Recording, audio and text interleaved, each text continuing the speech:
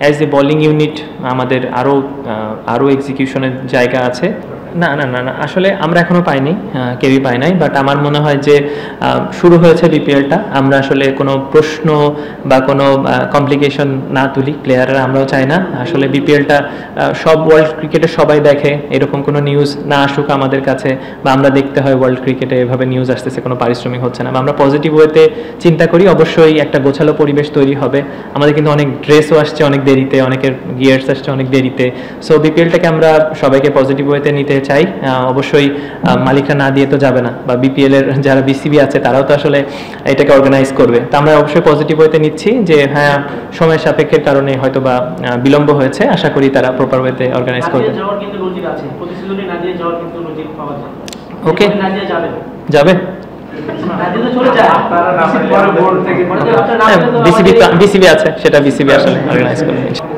Exactly, আমি আসলে যখন এই টিমের ক্যাপ্টেন সিলেক্ট হলাম তখন আসলে আমার প্রতিটা প্লেয়ারের কাছে একটাই রিকোয়েস্ট আছে বা থাকবে সবসময় থ্রু আপ দ্য টুর্নামেন্টে। আসলে এখানেই এমন কিছু প্লেয়ার আছে যারা নিয়মিত না, বড় টিমে খেলার নিয়মিত খেলছে না, বা ন্যাশনাল টিমে আসতে চায়। সাপোজ আমার ক্ষেত্রেই বলেন, আপনি জিসানের ক্ষেত্রে বলেন, আপনি ইয়াসিরের ক্ষেত্রে বলেন, আকবরের ক্ষেত্রে বলেন, মুরাদ। সো দে আর, মানে Mrityunjay, they are very capable, very close to national side. So তারা সবাই কিন্তু অন্য টিমে গেলে, বা হয়তো যদি রংপুর ধরেন বা বরিশাল ধরেন বা ওরকম যদি টিমে ধরেন, তাহলে কিন্তু ডিফিকাল্ট হবে হয়তো বা ম্যাচ খেলার ব্যাপারটা থাকে অনেক সময়। কিন্তু যখন এরকম একটা টিমে খেলে যারা মোটামুটি একটা ব্যালেন্স টিম, তাদের কিন্তু অপরচুনিটি যে পুরোটা ম্যাচ খেলার, বা তাদেরকে একটা জায়গা ফিক্স থাকে। তো আমার শুধু একটা কথাই ছিল যে আসলে প্রুভের অনেক জায়গা আছে যে তুমি কতটুকু ক্যাপাবল। আসলে এই বিপিএলটা তোমাদের জন্য এনজয় করার জায়গা, যে তোমরা বেস্ট আউটকাম দেওয়ার চেষ্টা করো, দ্যাটস ইট। কারণ তুমি ম্যাক্সিমাম ম্যাচই খেলবা, সবাই আসলে জানে যে তারা খেলবে, কাউকে তো আসলে ড্রপ দেওয়ার কোনো ব্যাপারটা ওরকম নাই। তো সে ফ্রি আছে, রিল্যাক্স আছে। আই হোপ এটা একটা মানসিক বাড়তি সাহস দেয়। আপনি যখন এনসিএল খেলে, বিসিএল খেলে বা প্রিমিয়ার লিগ খেলে, তারা কেন পারফর্ম করে? তারা কিন্তু জানে যে আমি এই ম্যাচগুলো টুর্নামেন্ট সম্পূর্ণ খেলবো। 2টা ম্যাচ খারাপ হলে, 3টা ম্যাচ খারাপ হলেও কিন্তু তারা কাম ব্যাক করে। একটাই কারণ যে তারা কনফিডেন্স পায় কোচের কাছ থেকে, ক্যাপ্টেনের কাছ থেকে, যে সে থ্রু অফ দ্য টুর্নামেন্টটা খেলবে। তখনই আসলে আউটকামটা আসে। তা আমার মনে হয় ইয়াসির আপ্পি একটা ভালো জায়গা পেয়েছে, 4 নম্বরে ব্যাটিং করবে। আশা করি এটা ওর একটা বাড়তি মোটিভেশন দিয়েছে। আর থ্রু অফ দ্য উইকেটের সময় আমার কথা হচ্ছিল যে যেহেতু 2টা উইকেট পড়ে গেছে, আর পিছনে আমাদের ওরকম ক্যারি করার ব্যাটসম্যান নেই, তা আমি চেষ্টা করছিলাম ওর সাথে একটাই কথা যে আমার অনেক সময় 2 রান হোক ওভারে, 3 রান হোক, বাট আমরা ক্যারি করবো ম্যাচটাকে। সো ক্যারির পরে যখন আমরা সেট হচ্ছিলাম, তখন আস্তে আস্তে আমরা বিল্ড করেছি আরও এক্সিলেন্ট। আমার দেখা বাংলাদেশে অনেক ইয়াং প্লেয়ারদের মধ্যে one of the best innings এটা দারুণ ব্যাপার। আসলে ক্রাউড তো এরকম একটা মুহূর্ত আশা করে, সেটার জন্য আসলে আমরা মনে করি যে 2টা টিমকেই ধন্যবাদ জানাতে হয় যে তারা প্রথম ম্যাচ হিসাবে দারুণ একটা শুরু করেছে। বিশেষ করে উইনিং টিম তো, উইনিং লুজিং টিমই তো থাকবে আসলে 2টা টিমের মধ্যে। তো সেটা আমরা হয়েছি একটা লুজিং টিম, তারা উইন, বাট আমি মনে করি ক্রাউডরা অনেক এনজয় করেছে। আসলে চেষ্টা করব রাজশাহী টিমের যেই প্লেয়ারগুলো আছে তারা যেন এরকম কনফিডেন্স নিয়ে নেক্সট ম্যাচগুলোতে নামতে পারে। আর ক্রাউডের জন্য একটা ভালো ম্যাচ ছিল। আর আমরা দেখে আসছি বিপিএলে কিন্তু প্রথম ম্যাচটা লো স্কোরিং হোক হাই স্কোরিং হোক, এর একটা টানটান উত্তেজনা থাকে। সেটা আজকে হয়তো ব্যতিক্রম হয়নি, বাট এই বছর শুরুটা দারুণ হয়েছে বিপিএলের। আশা করি এটা চলমান থাকবে। আসলে স্লিপ করেছি এইটা আসলে বলবো কাউকে আসলে অবশ্যই দোষারোপ তো করতে অবশ্যই করবো না, বাট আমার মনে হয় যে অ্যাজ এ বোলিং ইউনিট আমাদের আরও এক্সিকিউশনের জায়গা আছে। এবং আমার মনে হচ্ছে যে 13-14 ওভার পর থেকে আমার কাছে মনে হচ্ছে আমরা একটু মোমেন্টামটা হারিয়েছি। যখন শাহিন শাহ আফ্রিদি কিছু বাউন্ডারিজ স্কোর করলো, তারপরে ফাহিম আশরাফের সাথে একটা দারুণ ইনিংস খেললো, রিয়াদ ভাই তো থ্রু অফ দ্য ইনিংসেই ম্যাচটাকে দারুণভাবে বিল্ড করেছে। তো আমার মনে হয় এক্সপিরিয়েন্সের একটা ব্যাপার ছিলই। তা আমার কাছে মনে হচ্ছে ওরা যে সময় নিয়েছে, ওইখান থেকে আমার মনে হচ্ছে একটু স্লিপ করেছি আমরা। আসলে ব্যাপারটা কিন্তু উইকেট, আমি পার্সোনালি মনে করি না যে উইকেট খুব কংক্রিটের মতো আপনার উইকেট আর আপনি 200 রান করবেন, ব্যাপারটা কিন্তু তা না। আমার কাছে মনে হয় যে একজন প্লেয়ারের স্কিলও শো করার জায়গা আছে, যে সে কোন উইকেটে কেমন খেলবে, সে কতটুকু ক্যাপাবল। আপনি কংক্রিটের মতো উইকেট দিবেন, টাকাস করে মারবে, ব্যাপারটা আসলে এরকম না। তা আমি চাবো স্পোর্টিং উইকেট অবশ্যই হোক। আপনি পেজ দেখেছেন সকালে, স্পিনও যারা ভালো জায়গায় বল করেছে বল হয়েছে। আমার কাছে মনে হয় ব্যাটসম্যানেরও একটা রেসপন্সিবিলিটি আছে যে কোন প্রতিটা উইকেটেই আন্ডারস্ট্যান্ড করা যে আমি এই উইকেটে কত রান হবে।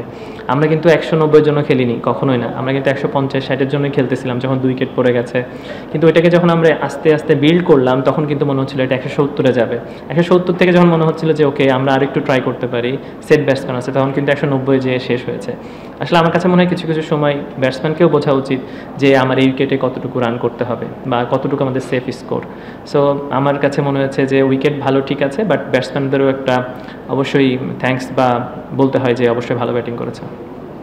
আসলে ডেফিনেটলি আপনি অবশ্যই দেখেন রিয়াদ ভাই, মুশফিক ভাই বাংলাদেশের এইরকম ম্যাচ অনেক অনেক খেলেছে এবং এইরকম ম্যাচ তাদের হাত থেকে আমরা অনেক জেতানো দেখেছি, বাংলাদেশকে জিতিয়েছে এবং তাদের যখন যখন তারা যেই টিমে খেলে তাদেরকেও জয়লাভ এনে দেয়। তো আমার কাছে মনে হয় তারা মোটামুটি জানে এবং তাদের ওই বিলিফটা আছে যে কিভাবে ম্যাচটা শেষ করতে হবে, সো যেটা অনেক বড় বড় প্লেয়ারদেরকে আমরা দেখি। তো আমার কাছে মনে হয় ওয়ার্ল্ডের মধ্যেও যদি বেস্ট কিছু ফিনিশার যদি আমি দেখি তার মধ্যে ডেফিনেটলি মুশফিকুর রহিম, মাহমুদুল্লাহ রিয়াদ অবশ্যই পড়বে।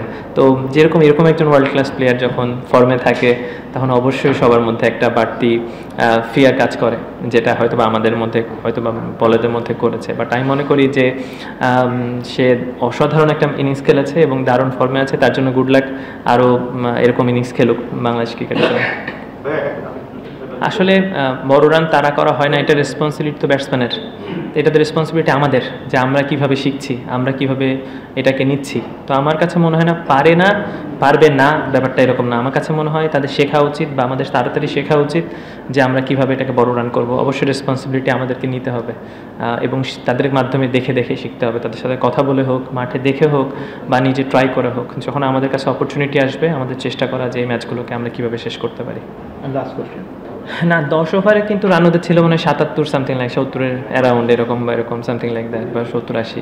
তখনও কিন্তু গেম আমাদের হাতেই ছিল, তখন কিন্তু যদি আমাদের রান টার্গেট থাকতো ওদের 160 রান, তখন কিন্তু গেম সিনারিও এরকমভাবেই চলতো, খেলাটা কিন্তু এভাবে লাস্টের দিকেই শেষ হতো। এমন না যে তারা 15 ওভারে খেলা শেষ করে দিত, যদি 160 রান টার্গেট হতো তারা কিন্তু ওই 18-19 ওভার পর্যন্তই যেত। তো আমার কাছে মনে হয় যখন যেটা স্কোর বোর্ডে থাকে ব্যাটসম্যানরা ওইভাবেই ট্রাই করে খেলার। বাট আমাদের যেহেতু উইকেট পড়ে গেছে এবং আমি টপ অর্ডারে খেলি, বাট ইয়াসির মিডল অর্ডারে খেলে, তা আমাদের গেমটা ওইভাবে চেষ্টা করেছি। বাট সেম ক্ষেত্রে কিন্তু ওদের যেহেতু 5টা উইকেট পড়ে গিয়েছিল সেখানে কিন্তু আমাদের চান্স সবসময় ছিল যে 1-2 উইকেট পড়লে রিয়াদ ভাই আউট হয়ে গেলে হয়তো বা মোহাম্মদ নবী ব্যাটিংয়ে আসতো, আমাদের হয়তো কিছু না কিছু অপরচুনিটি থাকতো, যেখানে তাসকিনের সাথে যদি আরেকটা বলার জাস্ট 20টা রান কম দিত বা 10টা রান কম দিত বা এক ওভারে একটা 3টা 6 বা 2টা একটা 6-এর জায়গায় যদি 2টা 6 কম হতো তাহলে কিন্তু আমরা লাস্ট পর্যন্ত এটাকে একটা মোমেন্টামকে নিয়ে যেতে পারতাম। আমার মনে হয় যে বোলিং ইউনিট আমাদের আরেকটু চিন্তা করা উচিত। আর আমি মনে করি ব্যাটিংটা 190 হয়েছে এর মানে না রাজশাহী টিম প্রতিদিন 190 করবে, অনেক সময় 140-এর খেলা হবে, অনেক সময় 60-এর খেলা হবে, এক সময় 200-র খেলা হবে। সেই যেটা হবে সেই অনুযায়ী আমরা ট্রাই করবো খেলার, সেই অনুযায়ী ট্রাই করবো আমাদের বলারকে বলার জন্য এক্সিকিউট করতে পারে। আসলে 200+ ছিল বলবো না, সেটা ওদের ব্যাটিং দেখেও কিন্তু আমরা মনে করছি যে 200+-এর উইকেট ছিল না, আমাদেরও আর্লি ব্যাটিংয়ে কিন্তু এরকম মনে হয়নি। বাট যখন একটা ব্যাটসম্যান উইকেটে থাকে, সময় নেয়, তখন তার কাছে মোর ইজি হয়, প্ল্যান করতে এক্সিকিউশন করতে ইজি হয়, যেটা ওদের বলতে গেলে রিয়াদ ভাই করেছে, ফাহিম আশরাফ করেছে। আসলে খেলাটা কিন্তু ওদের জন্য এত ইজি ছিল না যে আমরা 2 ওভার বাকি থাকতে হাঁটতে হবে, ওরা কিন্তু মোমেন্টামটা আমাদের দিকে ছিল প্রায় অলমোস্ট 10, 12, 13, 14 ওভার পর্যন্ত, দেন এটা শিফট হয়েছে। তো আমার কাছে মনে হয় যে ব্যাপারটা আসলে ভালো ব্যাটিং করা, বোলিংয়ে এক্সিকিউশন করা, এটা আসলে ম্যাটার করে বা এই কারণে আসলে ওরা জিতেছে। ওরা যে বলগুলো পেয়েছে সেগুলো পারফেক্টলি বাউন্ডারি নেওয়ার চেষ্টা করেছে, আমাদের আসলে এক্সিকিউশন ভালো মতো হয় নাই, এই কারণে আসলে মনে হচ্ছে যে উইকেটটা অনেক ভালো ছিল। বাট আমরা এমন না যে খুব ভালো বলে কিন্তু তারা মারলো, ব্যাপারটা তাও ছিল না, আমরা বেশ কিছু বাউন্ডারিসের বল দিয়েছি, দ্যাটস ওয়াই দে স্কোর।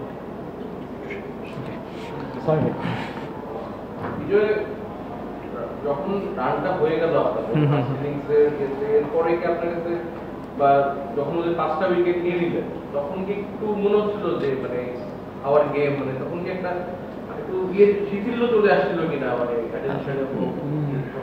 না আসলে তা না, অবশ্যই টি-20 খেলা, মোমেন্টামের খেলা, যে কোনো সময় যে কোনো টিম নিয়ে যেতে পারে, শিফট হতেই পারে।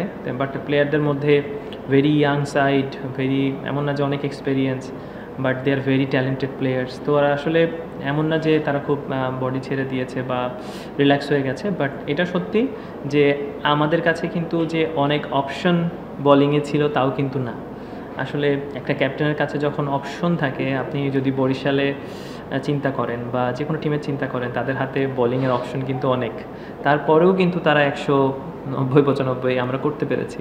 সেখানে আমাদের কাছে কিন্তু বোলিংয়ের একটা লিমিটেশনস আছে, এটা আপনারা সবাই দেখেছেন।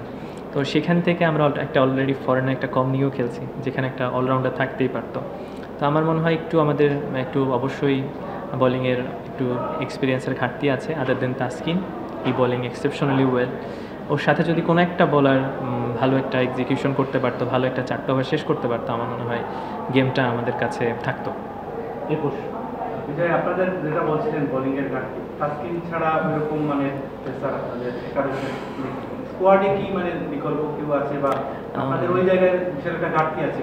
আসলে বিশাল ঘাটতি বলবো না, এরা সবাই কিন্তু আসলে পারফর্ম করেছে। আসলে শফিউল ভাই দেখেছি আমরা লম্বা সময় ধরে বাংলাদেশ টিমে খেলেছে, এক্সপেরিয়েন্স। আমরা মোহশেক যে আছে সেও কিন্তু এনসিএলে ভালো বল করেছে, সুইং করাতে পারে, ডোমেস্টিকে ভালো করেছে। মৃত্যুঞ্জয় কিন্তু আপকামিং খুব ভালো একটা শেপে ছিল, বিপিএলের একটা এক্সপিরিয়েন্স আছে, এনসিএলও ভালো করেছে। আসলে আমরা যারা আছে তারা যে খারাপ করে টিমে আছে ব্যাপারটা তা না, they are performer, they are well capable. But বিপিএলের মতো মঞ্চে আসলে সব টপ প্লেয়ারদের আসলে জায়গা এখানে হয়। তো সেখানে আসলে অনেক সময় এক্সপিরিয়েন্সের কারণে অনেক সময় এক্সিকিউশন হতে পারে না বা ক্রাউডের প্রেশার থাকে। আমার মনে হয় প্লেয়ার কেউ খারাপ না, বাট আশা করি তারা নিজেদেরকে এখানে শো করবে যে তারা কতটা ভালো। এটা ছাড়া আসলে ক্যাপ্টেনের কিছু করার থাকবে না বা টিমেরও কিছু করার থাকবে না। আমার হয়তো বা নেক্সট ম্যাচে আপনি একে বাদ দিয়ে আরেকজনকে খেলাবেন, সে কতটুকু প্রুফ করতে পারে সেটা দেখার বিষয়। বাট আমরা আসলে চেষ্টা করব যেসব প্লেয়ার খেলবে তাদেরকে ব্যাক করার। এছাড়া যদি কোনো প্লেয়ার বাইরে থেকে আমরা আনতে পারি, যদি সেটা বিদেশি হতে পারে বা I don't know local players available কেমন আছে, সেটা নিয়ে আমরা কথা বলবো।